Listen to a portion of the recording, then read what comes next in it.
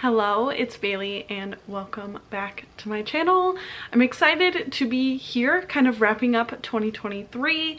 My last few months of 2023 have kind of been, quite frankly, a shit show. So I'm ready to look forward to the things that I have going on in early 2024 and put 2023 behind me. But I did have some good things that happened in 2023 and some good books that I read as well that I do want to get to talk about in some capacity. So we're doing it here today with Ruby from Ruby Read. She creates this book bracket. She's done it the last at least 2 years, maybe 3 years. And I've never actually done it, but I wanted to do it this year. So first in January, my favorite book that month was The Charm Offensive by Allison. I never say her last name right. Cochran? Hopefully that's right. And actually I'm on sprints with Lizzie right now and she's currently reading the book and she's like, I'm not sure how I'm feeling yet. And I'm like, I love that book. So here it is. It was my favorite in January. This is a male-male romance set around like a bachelor setting. One of our main characters is the bachelor, essentially. I forget what the show's called. And the other love interest is actually a producer on the show. So the bachelor character is actually on the show dating women, but clearly it is a male-male romance. I loved this book so much. I've never like wanted two people to like get it through their heads that they should be together as much as I did in this. Like that still really sticks with me. So that's my favorite for January. My favorite book in the month of February was The Devil's Own Duke by Lenora Bell. I don't remember much about this book, to be honest. I did give it 5 stars. To me, a good historical romance is like something I can binge in a day and just like leaves me feeling warm and fuzzy, but clearly they don't stick in my mind. I am still really excited to get to the 3rd book in this series. So this is like, it deserves to be on the list because it defines what I like in reading. Like I like quick romance, and so this clearly hit the spot at that time. So there it goes in February. In March, my favorite book of the month was Playing Nice by J.P. Delaney. This is a kind of courtroom thriller-esque. It's like a, yeah, that's how I'm gonna describe it. Where basically 2 babies have been switched at birth and they find out when they're like young children, 5-6 years old, and so the parents are basically deciding what to do. At that point, they've been raising a child for so many years. Are they going to switch children back? Are they going to keep the children they've been raising? And I just thought like how this went about was fun and interesting. And this is a book that also kind of took me by surprise. I had been sitting on the book on my physical TBR for a little while before finally reading it, and I ended up really loving it. In April, my favorite book of the month was The Lager Queen of Minnesota by J. Ryan Stradal, and this is actually my most surprising book of the year. I picked this up kind of on a whim. I had a bookseller like recommend me books at a bookstore one day and I purchased this, and then I kind of drug my feet about reading it, and then I ended up reading it because Ruby's partner Connor picked it for me to read through like a random prompt situation. They picked it for me to read, so I finally ended up reading it and I actually super loved it. It was very just like set in my region, like the atmosphere was amazing. It had some like badass old women. We love the old ladies, and so yeah, we all know around here that I ended up loving that book, and I really wish that more people would trust me and give it a try. But I know that the magic of that book may have been things that are personal to me, and also that it is set in my region where I live. Then my favorite book in May was Now Is Not the Time to Panic by Kevin Wilson.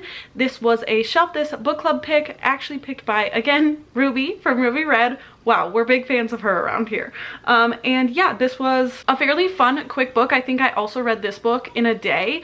And I think that speaks a lot to how I enjoy books. I like books that are bingeable, and I don't necessarily need them to stick with me for a very long time. But this had a lot to do with art and how things in your teenage years maybe stick with you or don't. That's kind of the message that I remember here, but I remember really enjoying it, and then it was very fun to get to discuss it with everyone, and I think this was probably one of our most successful book club picks of this year. In June, my favorite book of the month was Wild at Heart by K.A. Tucker. This is a sequel to The Simple Wild, and this kind of started my small town romance kick. I had a big streak of small town romance at the end of the year here, and I really loved this one. I loved The Simple Wild. I was very curious if the second book could deliver for me, and this did. I remember the side characters in the small community really pulling the story for me. So if you liked The Simple Wild, I would definitely read the second one. If you like small town romance, I would definitely dive into both of these. There's noise happening in my house. What's new? I'm hoping that during Squash That series, I'm able to get to the other two books in this series. One's a novella and one is a full-length novel. In July, my favorite book of the month, I finally got to Jade War by Fonda Lee, and I believe this is my only fantasy landing on this list, and this series deserves it. There's just something about this world that really works for me. It's high fantasy, but it's like something that completely makes sense in my mind, and the characters in this series, they just get me. I definitely love this whole series. This is the second book because the first book this year was a reread for me, and so book 2 gets on this board in July. Next, my favorite book in August was Wolfsong by TJ Klune. This was kind of another one I had been sitting on my physical TBR for quite a while. Why did I read this one? So this one actually Chris picked for me to read for a Chris pick for Jokes on Me, because it has like a wolf paw print on the front. But this is another male romance that is basically about werewolves. It's like a pack of werewolves. How else can I describe this? It's really hard. It is essentially just a really good found family story that is a male romance, and I loved it so much. It's like one of my top 3 books, and I barely described it to you. I'm so sorry. Next, my favorite book of September was Heartless by Elsie Silver. This is really getting into my small town romance situation now. This is Small Town Cowboy Romances. This is the second book in the series, and this is a nanny single dad romance. That sounds really cliche, taboo. It is fantastic. I don't know how else to tell you that I love this book with my whole heart, and I'm so excited to again hopefully continue this series during Squash That series. But Heartless by Elsie Silver, you just gotta keep your eye out for where that makes it on this bracket. Then in October, I have Curves for Days by Laura Mower, another small town romance. This one follows our main female character who actually like wins the lottery, and then everybody in her life starts to treat her different, so she decides to move away and go somewhere where nobody knows her, and she buys this house and she hires this guy to fix it up, and he's like really concerned about, you know, doing it within her budget because she's keeping all this a secret. And they're basically like at this house together every day, and he's like, do you want me to do this in chunks? Do you want me to, you know? And she's like, no, it's okay. And yeah, so it is like HGTV plus small town romance, and it really worked for me.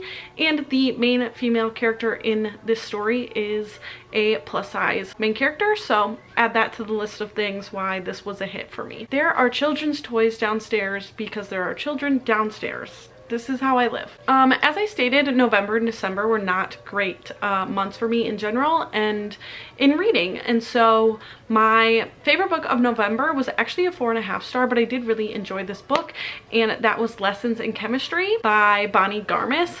And I actually read this for my in-person book club, and I think that when I finished it, I enjoyed it a lot more than how I felt after I went into a group of people who discussed it. Other people's negative opinions definitely like soured my opinion a little bit, but as I was reading this book, I really did like it. It is women in STEM and smart ladies doing cooking, and it was fun. I don't know. And then I actually only read 2 whole books in December, and so my favorite of December was The Anomaly by Irv Letellier. This was the Shelf This book club pick for December as well. And the live show when you're seeing this would have just been last night, so maybe I'll remember to link that somewhere. But yeah, that was a sci-fi about people getting cloned accidentally and then having to come to terms with that there are 2 of them. And so yeah, I had a really fun time reading that, and this is the start of my bracket here. Now we need to break down the matchups. So we'll start down in that bottom left corner. We have the Charm Offensive against Now Is Not the Time to Panic. And the Charm Offensive just sticks out more in my mind, and I'm a romance girly, so it's gonna be the Charm Offensive for me there. Then going up to the top left corner, we have Curves for Days against Playing Nice. And it's hard because they're very different in this situation. From there, I do think I'm going to choose Playing Nice by J.P. Delaney. Then we have The Anomaly against Wild at Heart, and I don't think I need to even explain. I don't think there's anybody who thinks I'm going to pick the other, and it's Wild at Heart for that one, for sure. Next, we have Lessons in Chemistry against Wolfsong, and again, I'm predictable here. It's going to be Wolfsong. But then next, in that top right corner, this is the hardest one for me. The top right corner is Heartless versus The Liger Queen of Minnesota. And to be honest, these are probably like both in my top 3, but I've been claiming something as my favorite book of the year, even though that's what we're here to do, and I have to choose that one. So it's going to be Heartless by Elsie Silver, but it hurts me really bad to leave The Liger Queen of Minnesota behind there. And then so next, the final first round matchup, we have Jade War against The Devil's Own Duke. And I already kind of admitted that The Devil's Own Duke doesn't particularly stick out in my mind.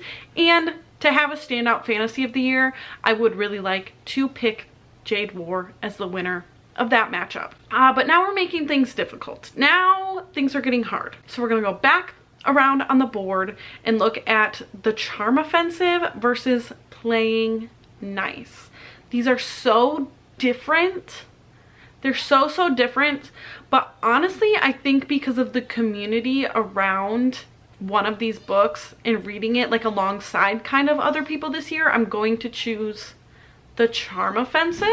I don't know, they're just so different, but the Charm Offensive feels right and like representative of this year for me. And so next, that puts Wild at Heart next to Wolfsong. This is actually harder than I thought it was going to be, this particular matchup, because they are both romances. And in a lot of my lists this year, I have chosen Wolfsong as one of my top favorites of the year.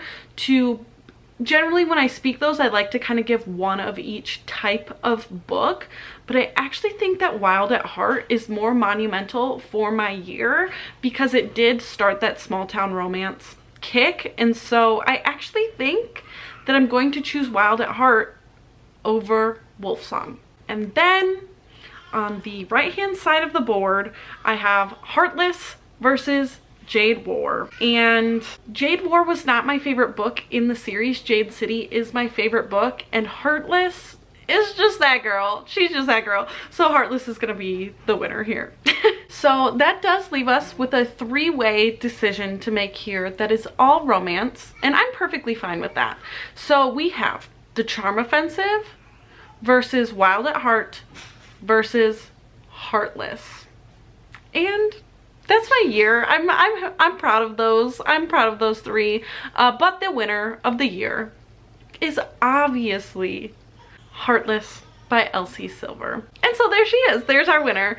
I feel like a lot of you already knew that this is where this was headed, but it was fun to talk through all of these favorites from the year and close our year out with our winner of our Small Town Cowboys. So thanks for spending some time with me today, and I'll see you again very soon. Bye!